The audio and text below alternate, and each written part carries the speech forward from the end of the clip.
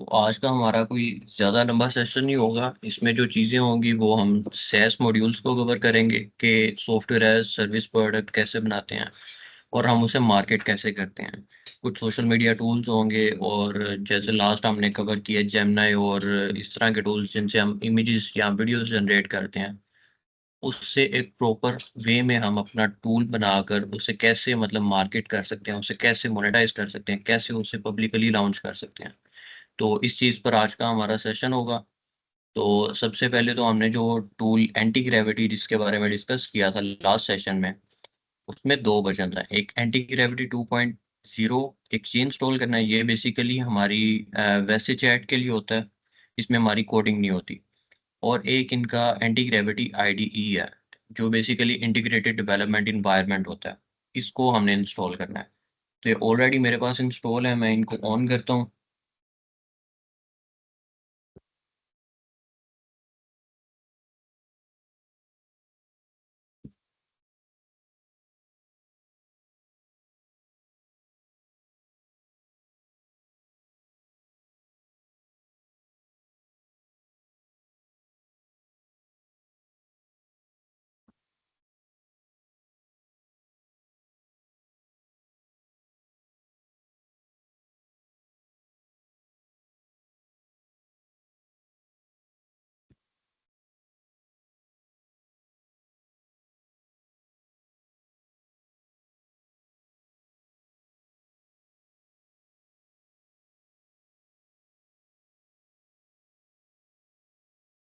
तो ये अभी जो सामने इंटरफेस आ रही है एंटी ग्रेविटी 2.0 का 2.0 का। इसमें हमारी मोस्टली जो चैट्स होती हैं, सारी जो मतलब डिस्कशंस प्रोजेक्ट्स क्रिएट कर रहे होते हैं वो सारे इसमें आते हैं। अभी हम आईडी के ऊपर आते हैं, जिसमें हमारी सारी कोडिंग और सारा वो वाला स्टफ होगा।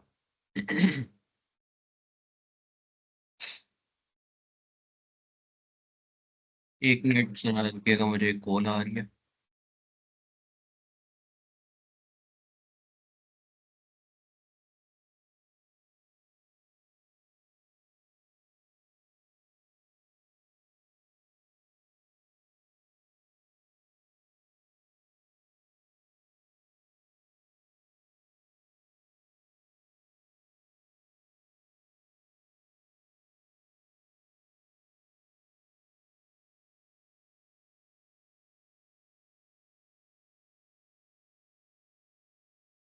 ओके सॉरी, हम कंटिन्यू करते हैं। सो ये हमारा आईडी होता है, इसके अंदर हमारी जो भी चैट्स जो भी हमारे प्रोजेक्ट क्रिएट होते हैं, जो उनमें कोड बनता है, कोड फाइल्स होती हैं, वो सारी यहाँ पर हमारी बनती हैं। जैसे VS कोड है, वो भी एक आईडी है। तो ये एंटी ग्रेविटी ये भी गूगल का आईडी है। तो हम इसमें पहले एक फोल्डर क्रिएट करेंगे।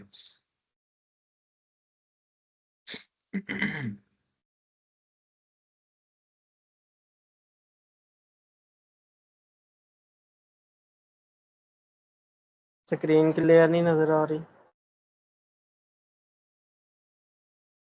सिर्फ आपको नहीं है, अदरवाइज किसी और को भी इशू है स्क्रीन का? मैं रीशेयर करता हूँ। नहीं, हमारा तो ठीक है। ओके, फिर शायद इनके इंटरनेट का इशू होगा।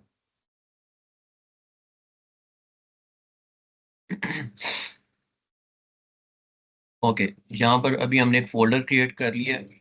इसी फ़ोल्डर में हमारी जो फाइल्स होंगी या जो मतलब हमारा कोड होगा, जो हम खुद नहीं लिखेंगे, एआई के थ्रू लिखवाएँगे, वो सारा इसी में आएगा।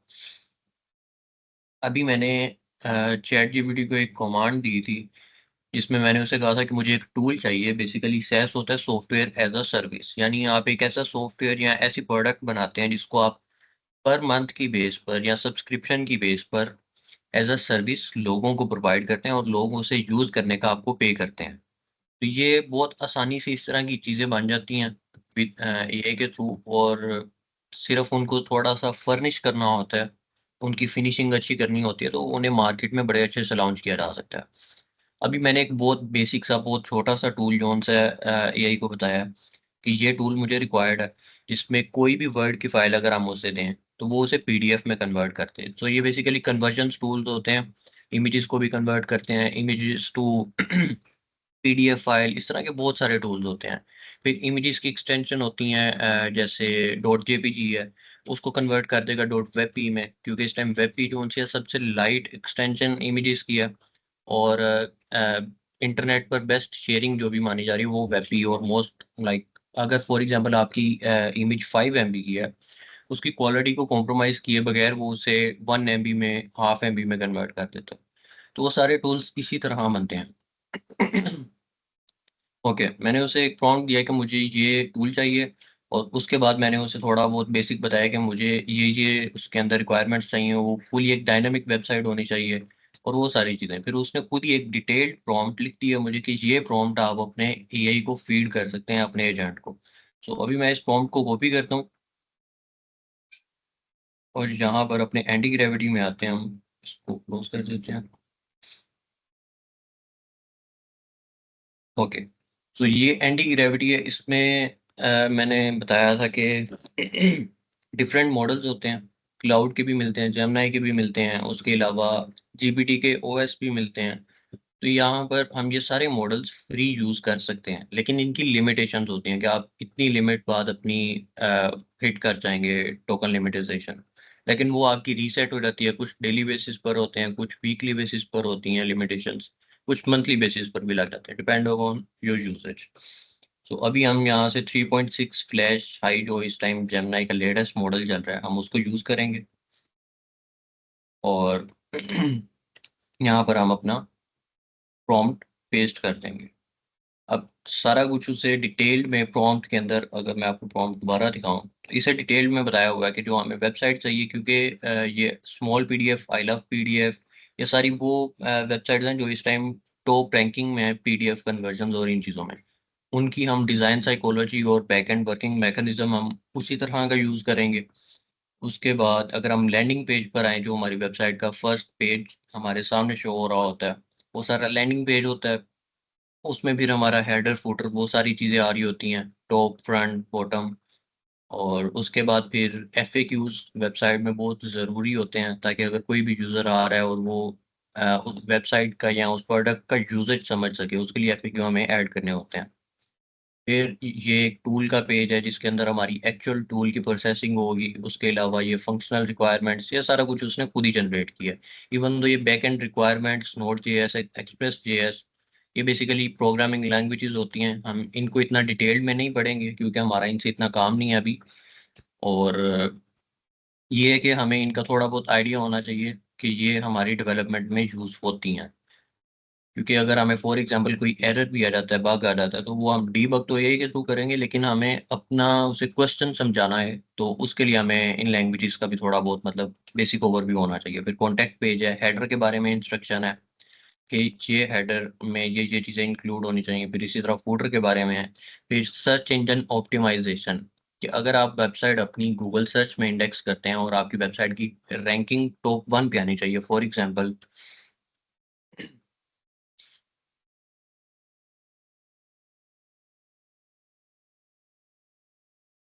जैसे मैंने भी ये कीवर्ड लिखा है SECP, यहाँ पर ये जो इस टाइम वेबसाइट फर्स्ट पर आ रही है, ये टॉप रैंकिंग पे आ रही है, इसकी रैंकिंग इस टाइम फर्स्ट है।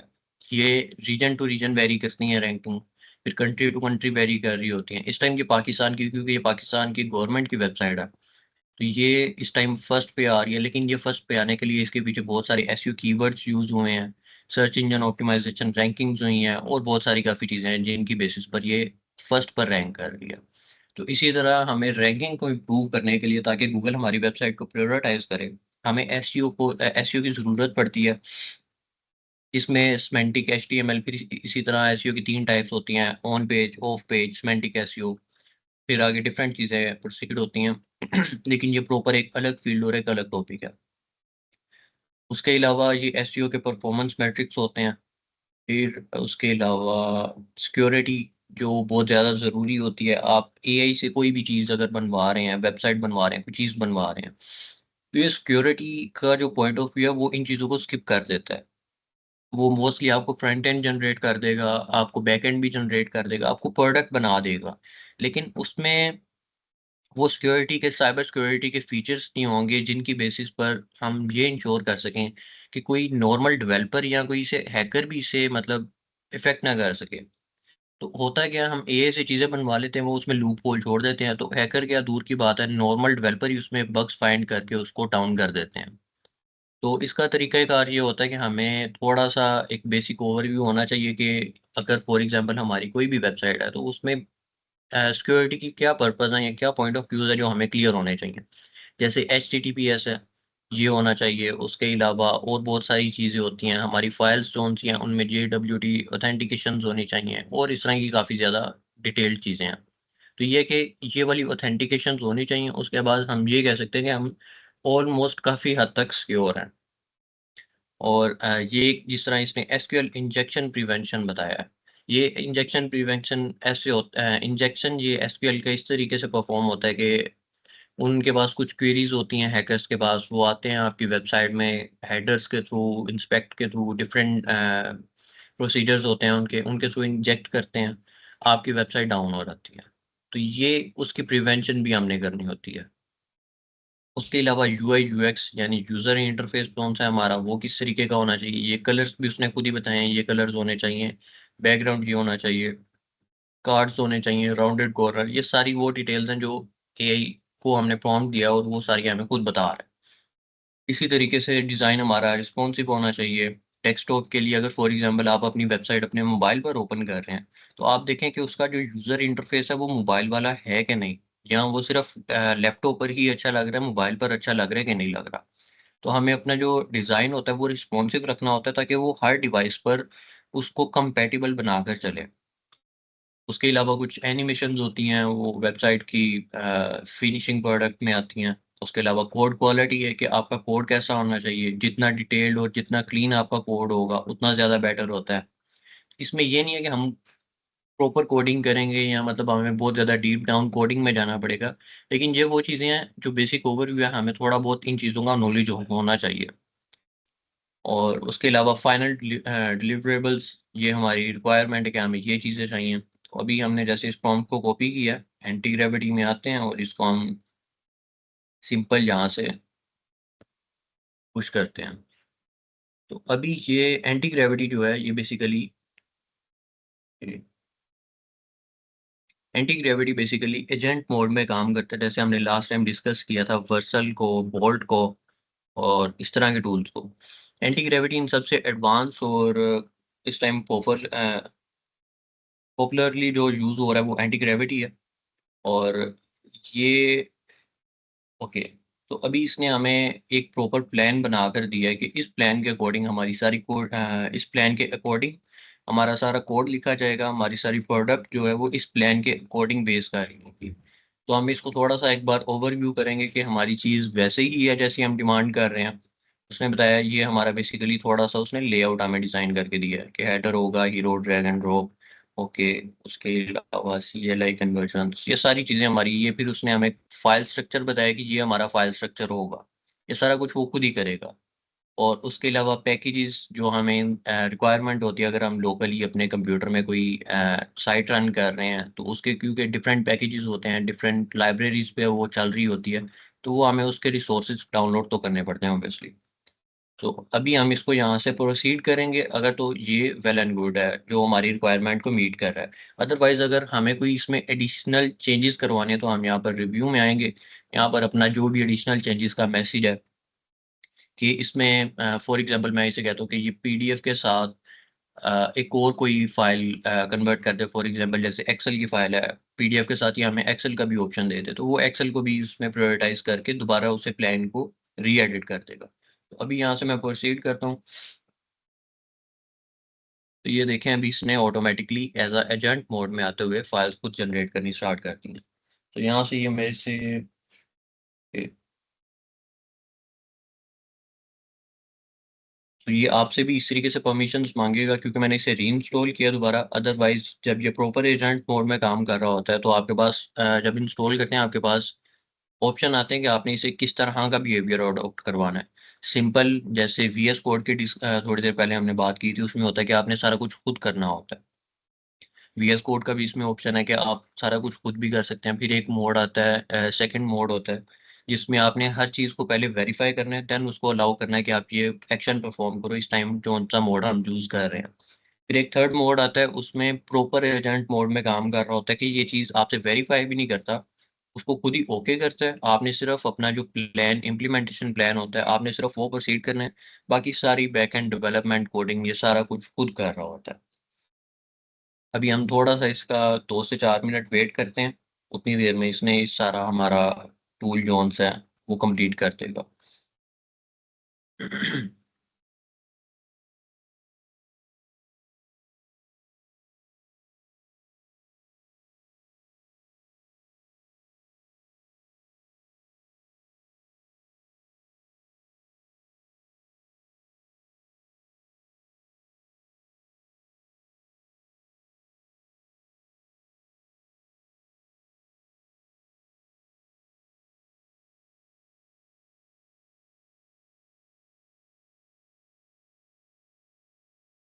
ओके, अगर अभी यहाँ पर हम साथ साथ थोड़ा सा इसको ओवरव्यू भी करते रहें, जैसे इसने स्क्रॉल टू टॉप, ये अगर आपने देखा हो किसी वेबसाइट में आप जाते हैं, उन्हें विजिट करते हैं, स्क्रॉल करते हैं, स्क्रॉल डाउन करते हैं, आपके पास एक बटन आ रहा होता है जिस पर आप क्लिक करते हैं तो आपकी वेबसाइट वो बगैर रिफ्रेश हुए आपको टॉप पर ले आता है, हेडर पर।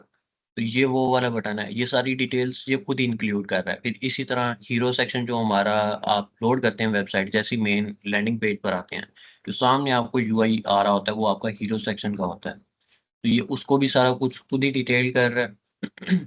और इसको हम साथ साथ कोशिश करते हैं इसको रन भी करें। इसको भी मैं आपको अपने लोकली पीसी में इसे रन करके दिखाऊंगा।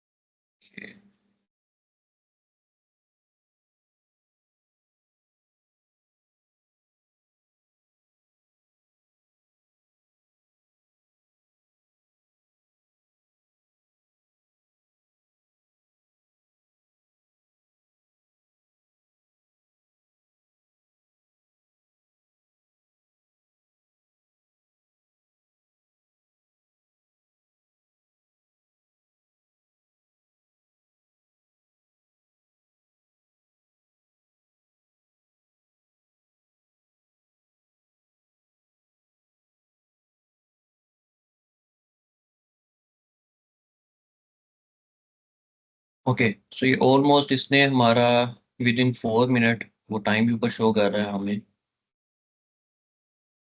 तो उसमें विद इन 4 मिनट ही हमारी सारी इंस्टॉल कर कोड उसने हमारा राइट कर दिया।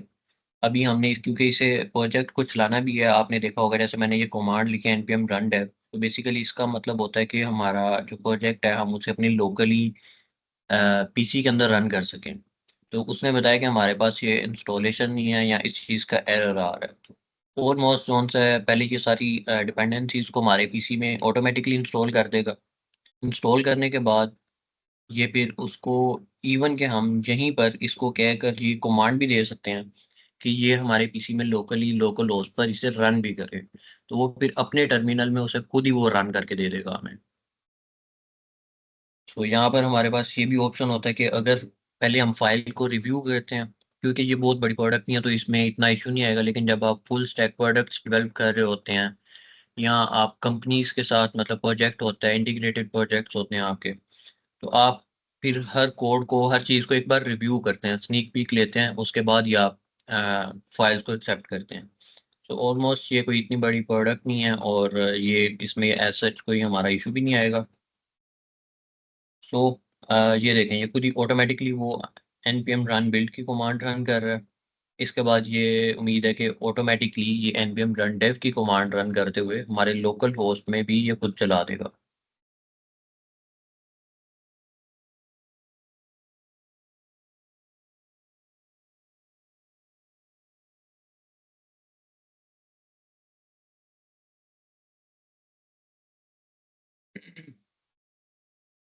ओके, तो ये जो यहाँ पर शो कर रहा है इस टाइम, ये जो फेज है इतना, ये आपका टर्मिनल होता है। अगर आप यहाँ पर देखें, ये जो यहाँ पर हमें ये यूआरएल शो कर रहा है सेशन का, वो ऑलमोस्ट यही यूआरएल है। अगर आप ऊपर देखें वर्किंग डायरेक्टरी जो हमारी है इस टाइम, उस सेशन की यही है। तो ये उसी टर्मिनल में उसको ओपन करते हुए उसमें सारी इंस्टॉलेशन हमें करके देगा, और फिर हम उसी के अंदर इसे रन कर सकेंगे। तो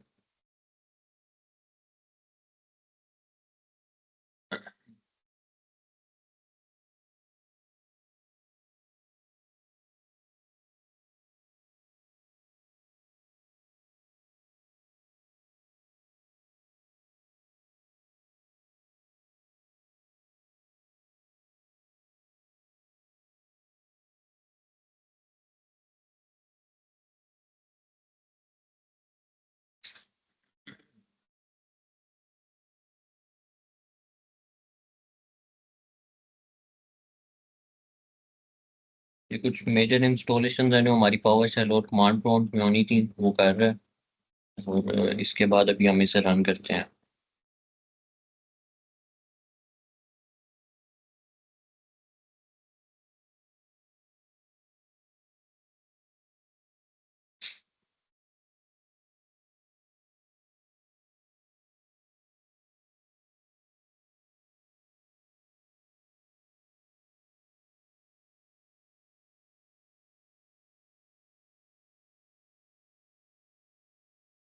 सो ये हमारी क्योंकि इंस्टॉलेशन होनी थी, इंस्टॉलेशन तो उसने कर दी npm रन बिल्ड के थ्रू। ओके,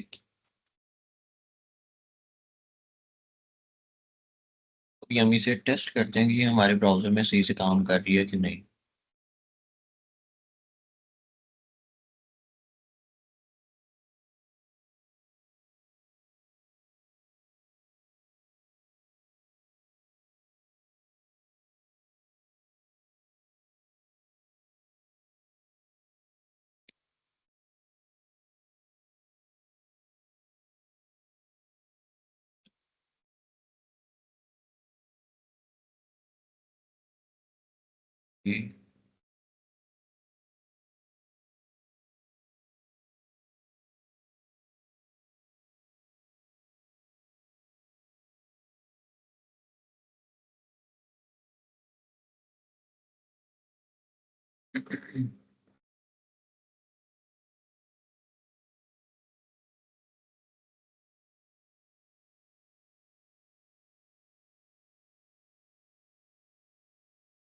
ये देखें, ये सारा यूआई, ये सारी चीज़ें, ये उसने जैसे हमने उसे डिटेल में बताया था, ये सारा कुछ उसने उसी तरह की है, अपने नॉलेज और अपने नॉलेज की बेस पे। और अभी अगर हम ये देखें बैकएंड में, क्योंकि कुछ इंस्टॉलेशन है जो अभी भी पेंडिंग है, तो हमारी अभी मतलब पूरी कंप्लीट वेबसाइट नहीं चली। कुछ बैकएंड टेस्टिंग्स होती हैं, सर्वर टेस्टिंग, तो खुद ये मतलब बैकएंड पे कर रहा है। तो हम इसे करने देते हैं, लेकिन हमारे पास क्योंकि टाइम इतना ज़्यादा नहीं है। ओके, सो ऑलमोस्ट ये हमारा कंप्लीट हो गया। उसने हमें एक समरी जनरेट कर दिया कि आपका ये जो आपने टास्क दिया था वो सारा मैंने बिल्ड कंप्लीट कर दिया। और उसके अलावा फ्रंट एंड का उसने बता दिया, एसईओ के रिलेटेड और वेरिफिकेशन भी उसने बता दिया कि जो हमारी वेरिफिकेशन पेंडिंग थी सर्वर का, जो हमें इशू आ रहा था, अगर यहाँ पर हम देखें ये वाला इशू उसने वो भी सॉर्ट आउट कर दिया। अभी हम अपनी वेबसाइट पर आते हैं और पहले इसका थोड़ा सा यूआई देखते हैं। ये सारे उसने हमने उसे कार्ड्स का कहा था, राउंडेड कॉर्नर्स उनके रिक्वायर्ड थे हमें, वो सारी चीज़ें उसने उसी तरह जनरेट करके दी हैं हमें। और एक चीज़ उससे कही थी कि हमें वेबसाइट डायनामिक चाहिए। दो तरह की वेबसाइट्स होती हैं, एक होती है स्टैटिक और एक होती है डायनामिक। डायनामिक वो होती है जिसमें सॉरी, स्टैटिक वो होती है जिसमें आपके पास एक सिंगल पेज होता है और उसी के ऊपर सारी डिटेल आ रही होती है। फॉर एग्जांपल, अगर इस वेबसाइट में से ये सारा कुछ हटा दें, जैसे कन्वर्टर, अबाउट, कॉन्टैक्ट, इसमें से अगर ये सब पेजेस हटा दें, तो ये एक स्टैटिक पेज वेबसाइट बन जाएगी, यानी ये किसी और पेज पर हमें रीडायरेक्ट नहीं करेगी। तो ये इस टाइम डायनामिक वेबसाइट है। फॉर एग्जांपल, अगर हम यहाँ से कन्वर्टर पर क्लिक करते हैं तो हमारा यहाँ से यूआरएल भी चेंज होगा। नहीं हुआ। ओके, तो ये अबाउट पर आए हैं। क्योंकि कन्वर्टर का जो सा इसने मर्ज किया हुआ है होम के अंदर, तो इस वजह से उसका नहीं चेंज हुआ। अदरवाइज अबाउट जो है वो हमारा अलग से बिल्ड है। ये एक अलग से पेज है। इसी तरह कॉन्टैक्ट का भी हमारा अलग से पेज है। और हम यहाँ पे कन्वर्ट नाउ में आते हैं तो ये हमें कन्वर्टर पर इसने रीडायरेक्ट कर दिया। यहाँ से हम कोई भी फॉर एग्जांपल फाइल पिक करते हैं कि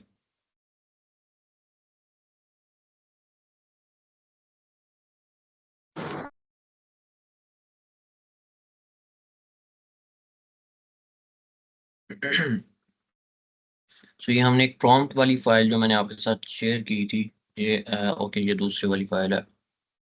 यहाँ से मैं इसे डाउनलोड करूँगा वर्ड के अंदर, और यहाँ से हम इसे सेव करते हैं डाउनलोड्स में। तो यहाँ पर हम आके अपनी वही वर्ड वाली फाइल चूज़ करेंगे। उसने हमें एक लिमिटेशन भी दी थी कि हमारी 50 MB से ज़्यादा की फ़ाइल नहीं होनी चाहिए। तो ये लिमिटेशंस आप सेट कर सकते हैं, क्योंकि ये जो है डिपेंड कर रहा होता है, अगर आपने इसे वेबसाइट को ऑनलाइन कहीं पर होस्ट किया है तो ये बैकएंड पर उसकी प्रोसेसिंग और उसकी स्टोरेज को यूज़ कर रहा होता है।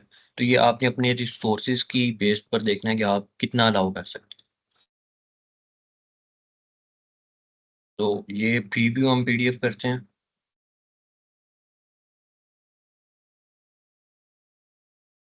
ओके, प्रीव्यू में शायद कोई इशू आ रहा है, लेकिन हम इसको सेव करते हैं साथ में और ओपन करते हैं कि इसने वाकई में उसी तरह कन्वर्ट किया है। ओके, तो जिस तरीके से हमारी ये डॉक्यूमेंट वाली फाइल थी, बिल्कुल एग्जैक्टली उसने कोई उसमें चेंज नहीं किया, क्योंकि हमने उसे चेंज का कहा नहीं था। जिस तरीके से फाइल थी उसी तरह उसने उसको PDF में कन्वर्ट कर दिया। तो ये एक छोटा सा टूल था।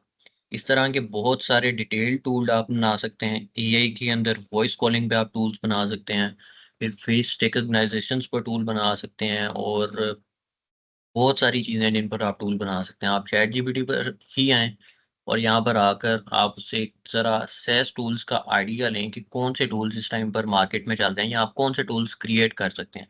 फिर आप उनमें से 2-4 टेस्टिंग के लिए टूल्स बनाएँ, अपनी टेस्टिंग के लिए, ताकि आपको हैंड्स ऑन एक्सपीरियंस हो सके। तो ये बेसिकली जो फूटर, जिसके बारे में हेडर और फूटर जो बहुत इंपॉर्टेंट होते हैं, ये हमारा हेडर है। इवन उसने ये डार्क और दूसरा लाइट थीम भी उसमें ऐड किया हुआ है, और ये हमारा फूटर है। सो उसने हमें क्विक लिंक्स, ये सारी वो चीज़ें हैं जो एक मतलब एक अच्छी और एक प्रोफेशनल वेबसाइट में होती हैं, ये रिक्वायर्ड होती हैं।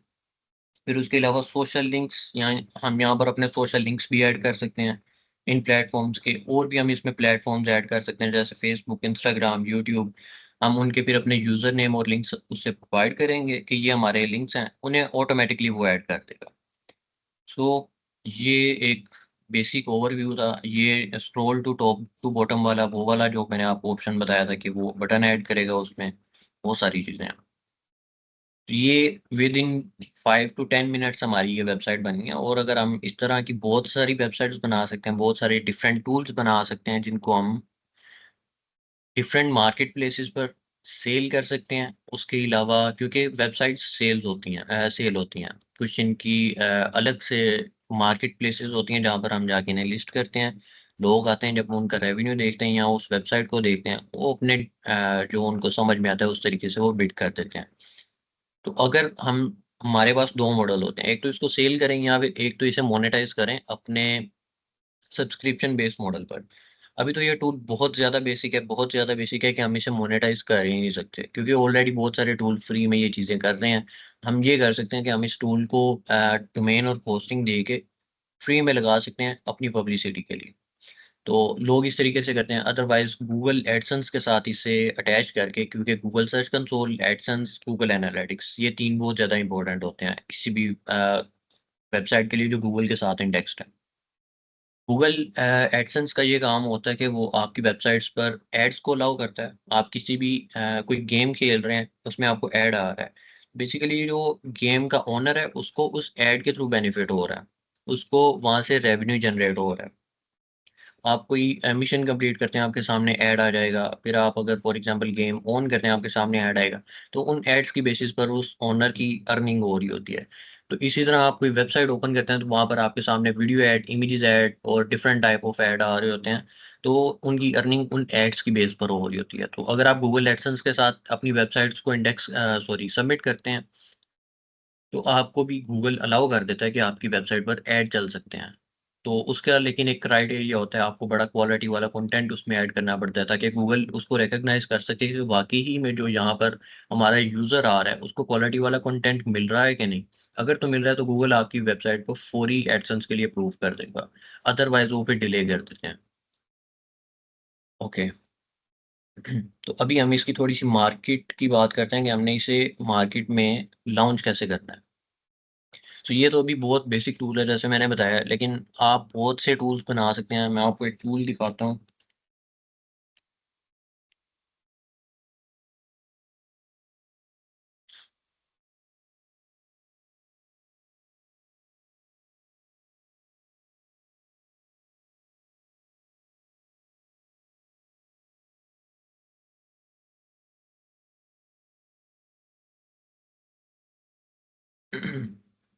यहाँ पर इंटरनेट थोड़ा सा स्लो है जिसकी वजह से ये टाइम ले रहा है।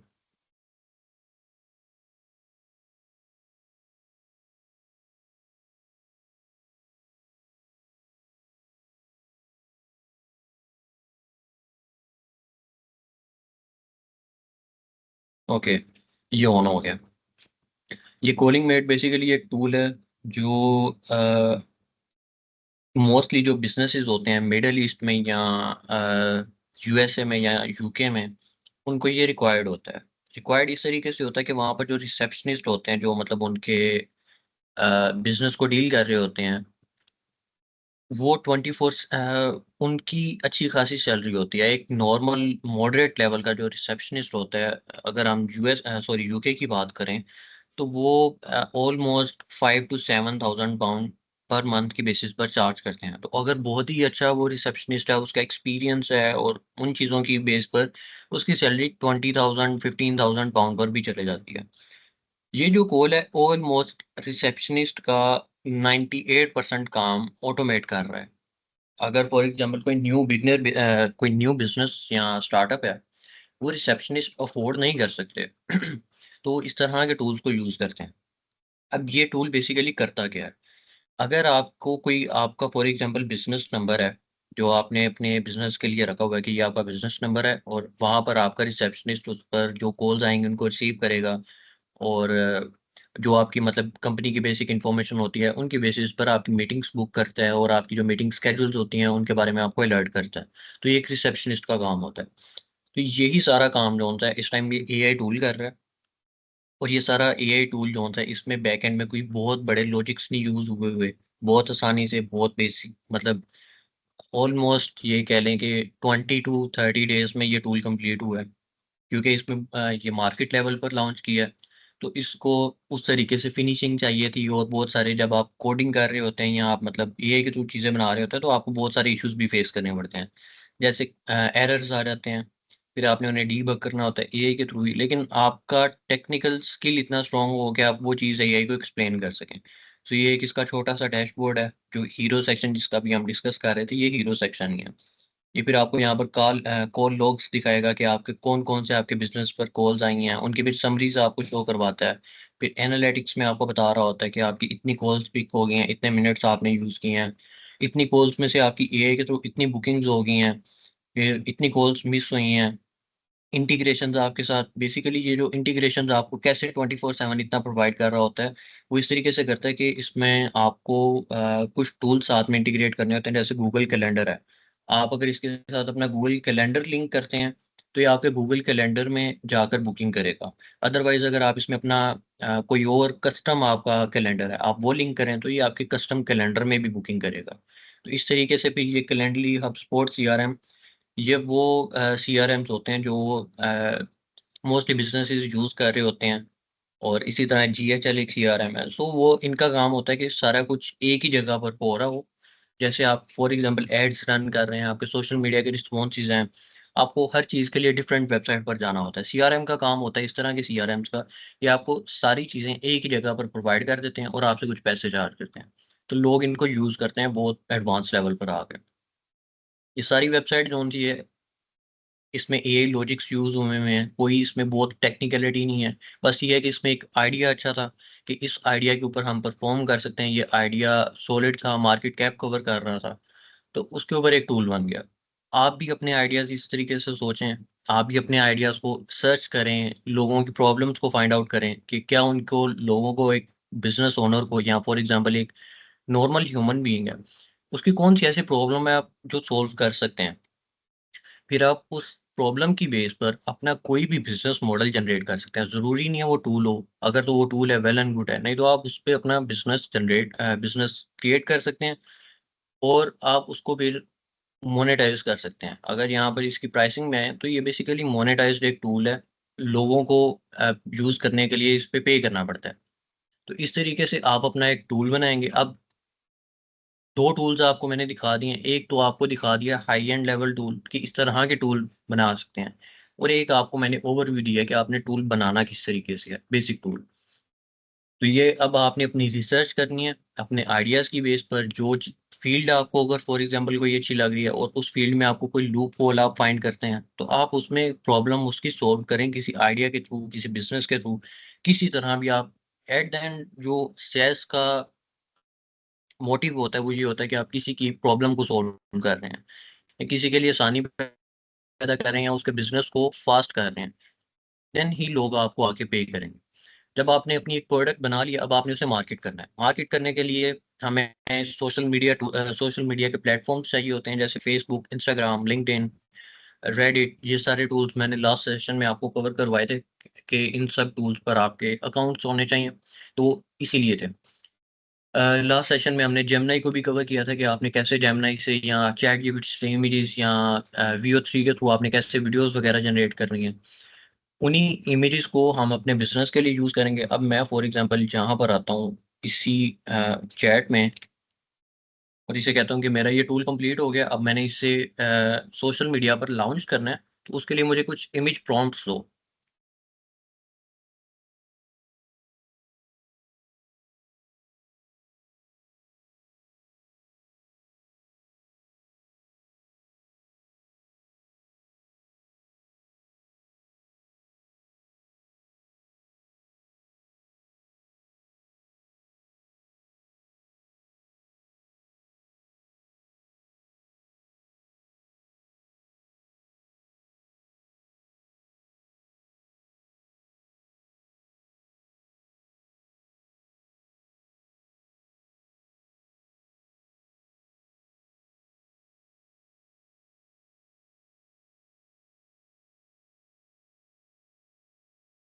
ओके, उसने हमारी प्रोडक्ट की बेस पर हमें एक टूल दे दिया कि आप ये प्रॉम्प्ट दे दिया कि आप ये प्रॉम्प्ट यूज़ करें और इससे जो इमेज बनेगी आप उसको फिर यूज़ कर सकते हैं। वो अब हमारे पे हम उसे और रीडिफाइन करेंगे या मतलब उससे चेंजेस करेंगे।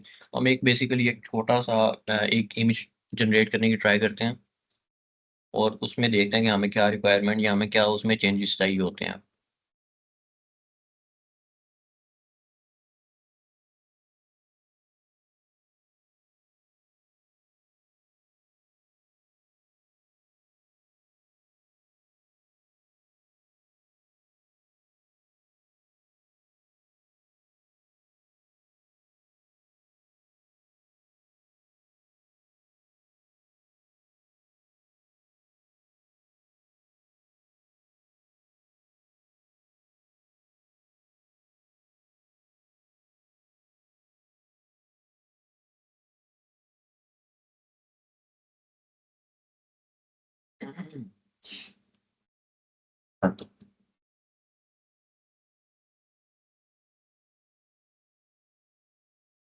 ओके, सो ये अभी उसने हमें एक इमेज जनरेट करके दे दी है, ये पोर्ट्रेट मोड में है। तो ये देखें बेसिकली ये वो इमेज में वो सारी चीज़ें हैं जो हमारी वेबसाइट में हैं। ऑलमोस्ट इसने लेआउट भी थोड़ा-सा उसी तरह का यूज़ किया है और जिस तरह हम डॉक्यूमेंट टू पीडीएफ में कन्वर्ट कर रहे हैं, ये उसी तरीके से हमारा इसको बता भी रहा है। इमेज में सिर्फ़ देखते ही किसी को वो उसे श्योर हो जाएगा कि हमारी बेसिकली प्रोडक्ट क्या है।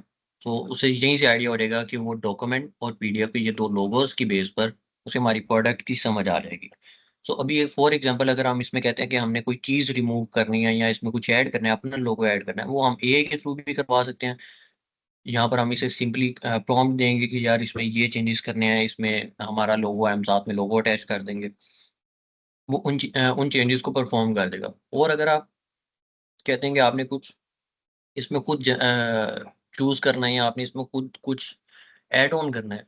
तो कैनवा का शायद आपने सुना हो, कैनवा एक टूल है जो आपको इमेजेस के ऊपर मतलब जैसे एडोब होता है, ऑलमोस्ट सारी फंक्शनैलिटीज़ अब कैनवा में आ चुके हैं। मोस्टली सोशल मीडिया कैम्पेन्स के लिए कैनवा को यूज़ किया जाता है। सो अभी यहाँ पर टेम्पलेट्स में आते हैं। यहाँ पर ऑलरेडी लोगों ने टेम्पलेट्स बनाई हैं और पब्लिश की हुई हैं। ये सारी टेम्पलेट्स हैं, आप इनको यूज़ कर सकते हैं।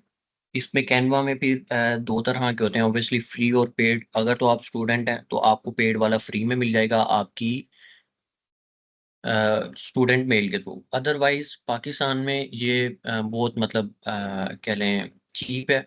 ये यहाँ पर बेसिकली कोई भी अगर प्लेटफ़ॉर्म है वो अपने सेलर्स को अलाउ करता है, जो उनके बल्क सेलर्स होते हैं, उनको रीसेल करने का। तो यहाँ पे पाकिस्तान में कह लें कि आई थिंक ₹1000 में आपको लाइफ़ टाइम के लिए कैनवा फ्री मिल जाता है। अदरवाइज़ पर मंथ की बेस पर आपको 100 या ₹50 200 में आपको मिल जाता है। तो प्रो कैनवा के अंदर आप बहुत सारी चीज़ें कर सकते हैं। अगर आपके पास कोई फॉर एग्ज़ाम्पल अगर हम जेमिनी से कोई इमेज जनरेट करते हैं, तो ये मैंने वही प्रॉम्प्ट जेमिनी को भी दिया था। ये देखें। तो जेमिनी से अगर हम कोई इमेज जनरेट करते हैं, तो हमारे पास यहाँ पर उसका एक वाटरमार्क आ रहा होता है। यहाँ पर अभी क्लियर नज़र नहीं आ रहा क्योंकि व्हाइट बैकग्राउंड है। अदरवाइज़ उसमें वाटरमार्क आ रहा होता है, तो उसे पता लग जाता है कि ये इमेज जो उनसे एआई जनरेटेड है। उस वाटरमार्क को हम यहाँ से रिमूव कर सकते हैं और बहुत सारी चीज़ें हैं। यहाँ पर ऑलरेडी काफ़ी लोगों ने मतलब बनाई हुई हैं, वीडियोज़ भी काफ़ी ज़्यादा पड़ी हैं। फॉर एग्ज़ाम्पल अगर यहाँ पर आपने कोई जिम या कोई इस तरह की भी मतलब आप लिखते हैं, उसके काफ़ी पोस्टर्स आपको यहाँ पर मिल जाएँगे। तो ये सारे ऑलरेडी बिल्ड हैं, आपने सिर्फ़ आना है इनको पकड़ना है और यहाँ से आपने कस्टमाइज़ डिज़ाइन करना है इनको। आप इनको कस्टमाइज़ कर सकते हैं। इसी तरह फॉर एग्ज़ाम्पल अगर हमारा पीडीएफ वाला है, तो यहाँ पर हम पीडीएफ टूल लिख कर देखते हैं। इस पर भी हमें कोई ना कोई मिल जाएगी। तो ये हैंड किट्स और इस तरह की है। I tried this AI tool, इस तरीके से भी आपको और काफ़ी ज़्यादा मिल जाएँगी। अदरवाइज़ अगर हमने कौन-सी ये वाली इमेज जनरेट की हुई है, इसमें अगर हमने कोई चेंज करना है, फॉर एग्ज़ाम्पल मैं कहता हूँ कि इसमें ये जो ये इतना पार्ट है, ये रिमूव करना है हमने। इसको मैं पहले सेव करूँगा, डाउनलोड डाउनलोड करने के बाद यहाँ पर create, upload, upload image, okay, edit image, new design.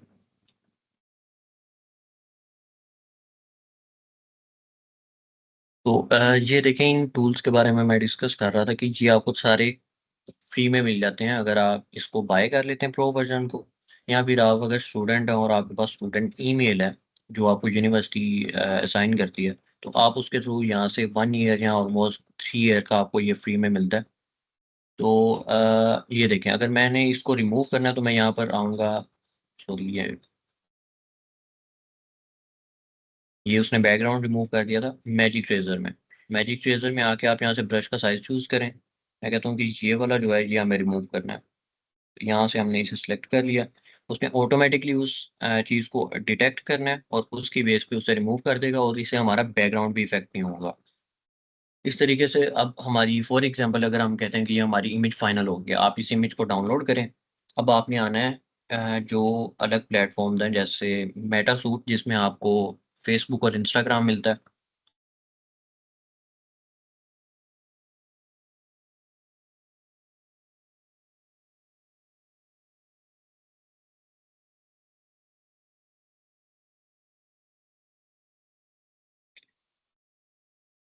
तो अभी मेरी इसमें फ़ेसबुक नहीं लॉगिन, अदरवाइज़ आप आएँ फ़ेसबुक लॉगिन करें, अपना इंस्टाग्राम का और फ़ेसबुक का पेज क्रिएट करें और अपनी कंपनी के नाम पर करें। जो आप अपने प्रोडक्ट बना रहे हैं, जो भी मतलब आप कर रहे हैं, उस पर आप अपना पेज लिंक करें और मेटासूट में आपको वो पेजेज़ शो होंगे। मैं कोशिश करता हूँ कि अगर मैं आपको शो करवा सकूँ यहाँ पर।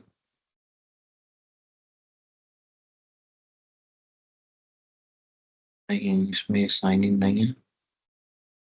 1 मिनट।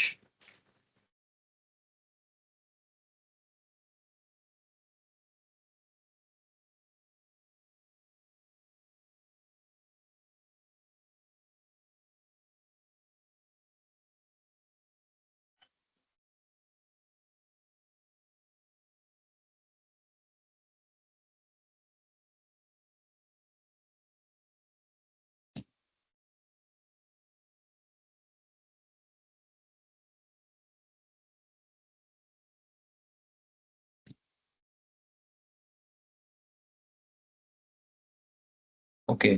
सो ये देखें, इस तरीके से हमारे पास यहाँ पर ऑप्शन आ रहा होता है। फेसबुक, इंस्टाग्राम हमारा यहाँ पर इकट्ठा कनेक्टेड हो जाता है। हमने आना है यहाँ पर, सिंपल जो आप पोस्ट करते हैं, अगर तो आप इंस्टाग्राम से जाते हैं आपके पास वहाँ पे भी ऑप्शन आ रहा होता है कि आप फेसबुक पर इकट्ठा पोस्ट कर सकते हैं। आप आए यहाँ से क्रिएट पोस्ट करें, अदरवाइज आपके पास यहाँ पर और बहुत सारे ऑप्शन आ रहे होते हैं। अगर तो आप बिजनेस रन कर रहे हैं या आप अगर सोशल मीडिया मैनेजमेंट का काम करना स्टार्ट कर रहे हैं तो ये टूल बहुत इफेक्टिव होता है। इसमें आपके पास डिफरेंट यहाँ पर ऑल मैसेजेस, मैसेंजर, इंस्टाग्राम, ये सारा आपको ऑल इन वन, मतलब जिस तरीके से हब स्पॉट सीआरएम का मैंने भी बताया था, तो ये मेटा सूट जो है ये भी बेसिकली एक सीआरएम है, लेकिन ये मेटा का है। तो इस तरीके से आपने आना है अपने बिजनेस के ऊपर, जो भी मतलब आपने इमेज जनरेट की है, आपने पहले तो एश्योर करना है कि आपके दोनों अकाउंट्स लिंक्ड होने चाहिए। आप आएँ यहाँ पर अपनी पोस्ट चूज़ करें, जो आपका टेक्स्ट है, इवन कि आप वो अपना टेक्स्ट जौन-सा है वो भी आप एआई के थ्रू आप लिखवा सकते हैं, कि आपको उस फॉर एग्ज़ाम्पल अगर आप कहते हैं कि ये हमारा चूज़ कर लिया आपने,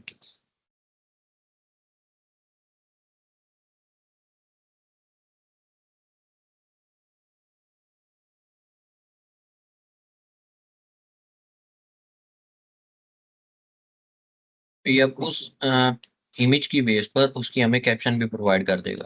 तो आपने कोशिश करनी है कि इमोजीज़ वगैरह ज़्यादा यूज़ नहीं करें, ये एक अच्छा इंप्रेशन नहीं पड़ता। तो लेकिन ये आपकी अपनी पर्सनल प्रेफ़रेंस है। आप यहाँ से इसको चूज़ करें, इसे पोस्ट करें। ये यहाँ पर आपको सारा कुछ एनालिटिक्स, सारी इनसाइट्स, सारी चीज़ें यहाँ पर आपको मिल रही होती हैं। ये तो हो गया मेटासूट का। आगे हम बात करें उसकी लिंक्डइन की, जो बहुत ज़्यादा ज़रूरी है। और मैं इसमें लिंक्डइन देखूँ शायद, 1 मिनट। अगर तो आपका टूल कौन-सा बी टू बी में या मोस्टली बिज़नेसेस के साथ उसका इंटरेक्शन है, तो आपने लिंक्डइन अब आपकी फर्स्ट प्रेफ़रेंस होनी चाहिए। वो दूसरा फ़ेसबुक और इंस्टाग्राम तो फिर कुछ भी नहीं है, आपकी सारी ऑडियंस ही लिंक्डइन पर है।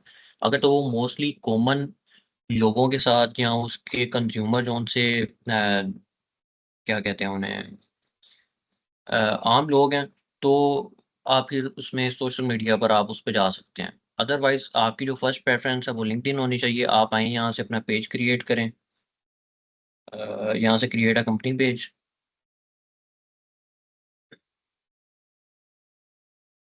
कंपनी पेज क्रिएट करने के बाद आप अपने लिहाज से, अगर आपका स्मॉल साइज़ है ऑब्वियसली, फिर आप उसमें सारी अपनी डिटेल्स पुट करें, अपने लोगोस डालें और यहाँ पर आप अपना इसको ऐड करें कंपनी पेज को।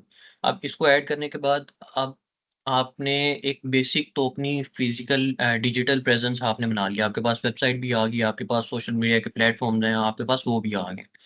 अब आपने कंटेंट जिस तरह का पोस्ट करना है ना, आजकल तो जो प्रेफ़रेंस होती है एआई के आने के बाद, लोग यही प्रेफ़र करते हैं कि अगर ओनर अपनी पर्सनल फेस वैल्यू के साथ आ रहा है, तो उसको ज़्यादा प्रेफ़र करते हैं, उसकी चीज़ को बाय करना। तो अगर तो आपका बी टू सी में नहीं है, फॉर एग्ज़ाम्पल आपका डायरेक्ट कंज़्यूमर के साथ नहीं है और आप बिज़नेसेस के साथ आपका टूल कौन-सा है, किसी बिज़नेस को हेल्प आउट कर रहा है, तो आपको ये इश्यू नहीं फ़ेस होगा। लेकिन आपने रेडिट पर जाना है, रेडिट पर भी आपका अकाउंट होना चाहिए। रेडिट पर अकाउंट क्रिएट करने के बाद यहाँ पर मैंने आपको बताया था कि डिफरेंट कम्युनिटीज़ होती हैं, आप कम्युनिटीज़ जॉइन कर सकते हैं। लोगों के फिर यहाँ पर डिफरेंट क्वेश्चंस होते हैं। अगर यहीं पर हम कोई क्वेश्चन लिखें, फॉर एग्ज़ाम्पल पीडीएफ ही लिख लेते हैं।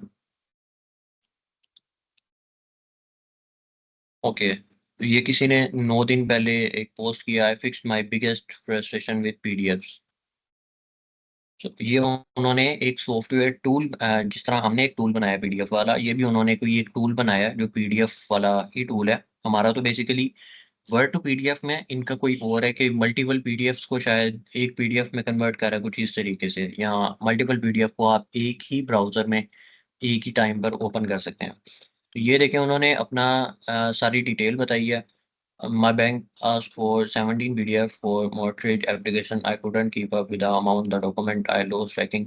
तो ये उस तरीके से उन्होंने बताई है। फिर उन्होंने अपनी डिटेल बताई है कि जो उन्होंने प्रॉब्लम सॉल्व किया, जो उन्होंने सॉल्यूशन प्रोवाइड किया, फिर वो बता रहे हैं कि ये फ्री एंड ओपन सोर्स है, कोई भी इसे जाकर यूज़ कर सकता है। फिर उन्होंने यहाँ पर अपना 2 लिंक्स प्रोवाइड किए हैं, एक गिटहब का और एक अपना वेब वर्ज़न का। यहाँ पर आपका वेब वर्ज़न है, यहाँ पर हम भी चूज़ कर लेते हैं ये वाली जो हमने जनरेट की थी, तो ये हमें इसमें शो कर देगा। तो आप डिफरेंट यहाँ पर पीडीएफ सेलेक्ट कर सकते हैं, फिर आप उन्हें शायद व्यू भी कर सकते हैं इस तरीके से। सो ये उन्होंने अपना एक टूल बनाया है और लोग नीचे आकर उनको एप्रिशिएट कर रहे हैं, और अगर उसमें कोई चेंज होने वाला है या उसमें कोई बग आ रहा है या उसमें कोई इम्प्रूवमेंट है या सजेशन है, वो भी लोग यहाँ पर आके देते हैं। क्योंकि यहाँ पर जो मोस्टली लोग हैं वो सारे डिपेंड करता है कम्युनिटीज़ में, जिस तरह की आप कम्युनिटीज़ में लिंक्ड हैं या जॉइंड है आपकी, उस तरीके से फिर लोग बिहेव कर रहे होते हैं। तो मोस्टली यहाँ पर समझदार और बिज़नेस माइंडेड इस तरीके के लोग होते हैं, तो आपको अच्छी खासी सजेशंस मिल जाती हैं या अच्छी खासी इम्प्रूवमेंट्स मिल जाती हैं। फिर इन्होंने यहाँ पर अपना एक गिटहब का लिंक भी शेयर किया है, जहाँ पर इनकी एक्चुअल कोड की फाइल्स पड़ी हैं। सो लास्ट टाइम जो मैंने आपको गिटहब साइन अप करवाया था, उसका भी यही मकसद था कि गिटहब पर भी आपके बहुत सारे स्ट्रॉन्ग कनेक्शंस बनते हैं, आप बहुत सारे रिसोर्सेज को यूज़ कर सकते हैं और अपने फ्री ओपन सोर्स वाले रिसोर्सेज भी यहाँ पर अपलोड कर सकते हैं, जिनको दूसरे लोग यूज़ कर सकें। तो अभी रैंडमली हमने स्क्रॉल करते-करते एक किसी रैंडम बंदे का हमने एक टूल फाइंड किया, जो उसने थोड़े दिन पहले क्रिएट किया। तो इसी तरीके से हम भी अपने टूल के बारे में यहाँ पर डिस्कस कर सकते हैं, और फिर लोग नीचे आकर आपको सजेशंस देंगे। आप उन सजेशंस की बेस पर अपने टूल में चेंजेस कर सकते हैं, और फिर आप उन्हीं सजेशंस की बेस पर आप अपना जो सोशल मीडिया है, उस पर वीडियोज़ जनरेट कर सकते हैं। फॉर एग्ज़ाम्पल अगर कोई आके कहता है कि अ, यार ये टूल है, मुझे इसके बारे में काफ़ी ज़्यादा इश्यू आ रहा है, या कोई सिमिलर टूल है। फॉर एग्ज़ाम्पल यहाँ पर कोई कह रहा है another PDF editor but free for forever. So उसने यहाँ पर लिंक दिया है, और उसके बाद वो बता रहा है इट ऑफर सारी जो उसके जो भी मतलब वो ऑफ़र कर रहा है टूल, उसके बाद just create, edit, raise everything you can do. उसके अलावा फिर यहाँ पर देखें, वो एडिट मर्ज पीडीएफ ऑप्शन 2 यहाँ पर सजेशन दे रहे हैं। उसके बाद I am sure it's a fine PDF editor but why should I use it over I love PDF, क्योंकि ऑलरेडी एक टूल है आई लव पीडीएफ, ये बहुत अच्छे तरीके से काम कर रहा है। तो वो कह रहा है कि मैं आपका टूल क्यों यूज़ करूँ जब मैं आई लव पीडीएफ वाला टूल यूज़ कर रहा हूँ। तो ये हर किसी की अपनी हर किसी का अपना माइंड होता है, हर किसी के अपने स्किल्स होते हैं, उनकी बेस पर लोग यहाँ पर आपको रिस्पॉन्ड करते हैं। तो आज का जो सेशन था हमारा इन्हीं चीज़ों पर था कि आप कैसे एक टूल बना सकते हैं और आप उसे कैसे पब्लिकली लॉन्च कर सकते हैं। तो जो रेडिट है, उस पर आप आएँ, लोग बहुत सारे क्वेश्चन करते हैं। अब उन क्वेश्चन को आंसर करने की बेस पर आप अपने सोशल मीडिया पर, लिंक्डइन पर, फेसबुक, इंस्टाग्राम पर वीडियोज़ डाल सकते हैं। तो इस तरीके से आप एक प्रोडक्ट बनाते हैं, उसको लॉन्च करते हैं, और उसको अभी तो हमने सिर्फ देखा है कि उसे लॉन्च कैसे करते हैं। एक और प्लेटफ़ॉर्म्स होते हैं, जहाँ पर आप अपनी वेबसाइट्स को सेल आउट करते हैं। लेकिन उसके लिए आपकी प्रोडक्ट बहुत रिफ़ाइन होनी चाहिए, उस पर अच्छी खासी डेली बेसिस पर ऑडियंस आ रही होनी चाहिए, उसके स्टैट्स मैटर कर रहे होते हैं। लेकिन ये है कि एट द एंड वो फिर आपको एक अच्छा खासा रेवेन्यू भी जनरेट करके देती है जब वो सेल होती है वेबसाइट। तो मैं यहाँ पर कोशिश करता हूँ कि अगर मुझे उनमें से कोई साइट का लिंक मिल जाए प्लेटफ़ॉर्म का।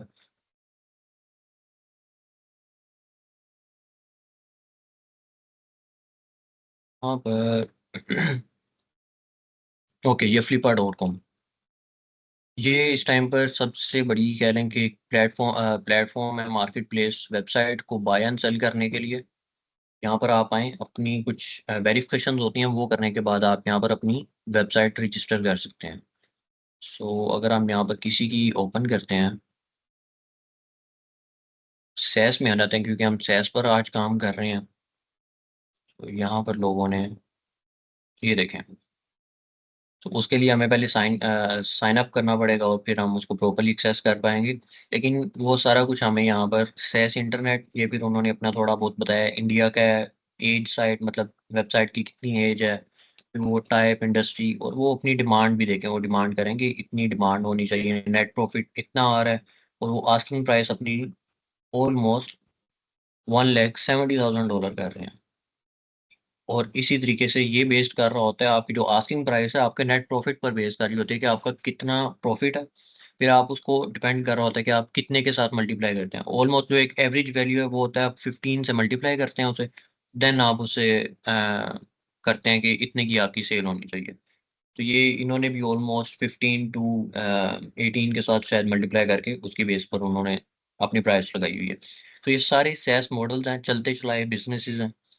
आप यहाँ से खरीद भी सकते हैं और अपने बिजनेसेस को यहाँ पर बेच भी सकते हैं, सिर्फ SaaS और वेबसाइट इन चीज़ों की बेस पर। ये SaaS मॉडल है। इसी तरह फिर कुछ सिंपल रनिंग वेबसाइट्स होती हैं जिन पर जैसे मैंने एडसेंस का बताया था, एडसेंस अटैच होता है और उन पर एड्स के थ्रू अच्छा खासा रेवेन्यू आ रहा होता है, $1000 2 3 4000 एक एवरेज वेबसाइट पर अच्छी ऑडियंस के साथ इतना जनरेट हो जाता है। तो उन वो वेबसाइट भी यहाँ पर लिस्ट होती हैं, आप वो भी बाय कर सकते हैं। अदरवाइज़ अगर आपकी एडसेंस के थ्रू अप्रूव वेबसाइट है और आपका 300 या $400 आप पर मंथ उससे जनरेट कर रहे हैं और आप कहते हैं कि आप इसे सेल करें, तो आप उसे 10-15x के साथ मल्टीप्लाई करके आप उसे $4500 में या $6000 में आप उसे ईज़िली सेल कर सकते हैं, अगर आपकी वेबसाइट का रेवेन्यू पर मंथ $300 की बेस पे है।